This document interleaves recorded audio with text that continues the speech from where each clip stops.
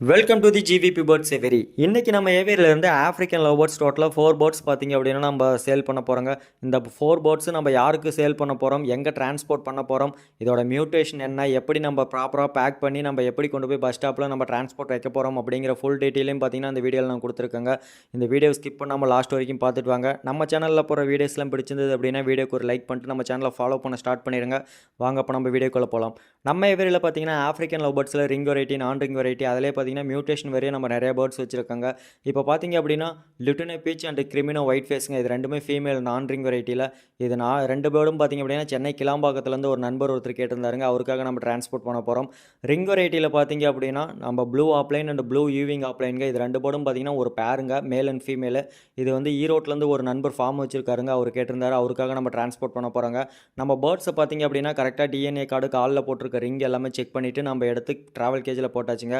போட்டதுக்கப்புறம் பார்த்திங்கன்னா அதில் நம்ம கொத்தமல்லி தழை, கேரட் அதெல்லாம் போட்டிருக்கேங்க. இது எதுக்காகன்னு சொல்லி நிறைய பேர் கேட்பீங்க. பஸ்ஸு ட்ராவல் டைமில் பார்த்தீங்கன்னா பேர்ட்ஸுங்களுக்கு பசி எடுத்ததுன்னா அதை சாப்பிட்ருங்க. ஏன்னா நம்ம இப்போ டிரான்ஸ்போர்ட் பண்ண போகிறது காலையில் 7:30ங்க. காலையில் 7:30க்கு நம்ம இப்போ எடுத்து பேக் பண்ணிகிட்ருக்கோம். அதுக்கு முன்னாடியே நம்ம பார்த்திங்கன்னா கேஜில் எல்லாமே ஃபுட்டெல்லாம் வச்சுருந்தோம், அதெல்லாம் சாப்பிட்ருந்தது. இருந்தாலும் நம்ம ஒரு சேஃப்டிக்காக அதில் கொத்தமல்லி தழை, கேரட்லாம் போட்டு வச்சுருக்கோங்க. போகிற வழியில் பசி எடுத்தால் சாப்பிட்டுக்கிறதுக்காக.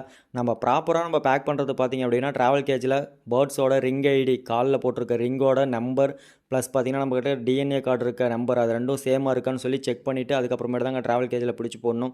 பிடிச்சி போட்டதுக்கப்புறம் பார்த்திங்கன்னா ஒரு பேப்பர் வச்சு நம்ம ப்ராப்பராக நம்ம பேக் பண்ண ஆரம்பிச்சிருந்தோங்க. நம்ம எதுக்காக பேப்பர் வச்சு பேக் பண்ணுறோம் அப்படின்னு பார்த்திங்கன்னா பஸ்ஸில் போகும்போது பேர்ட்ஸ் எதுவும் பேனிக் ஆகாமல் பயப்படாமல் இருக்கிறதுக்காக தான் நம்ம பேக் பண்ணுறோங்க.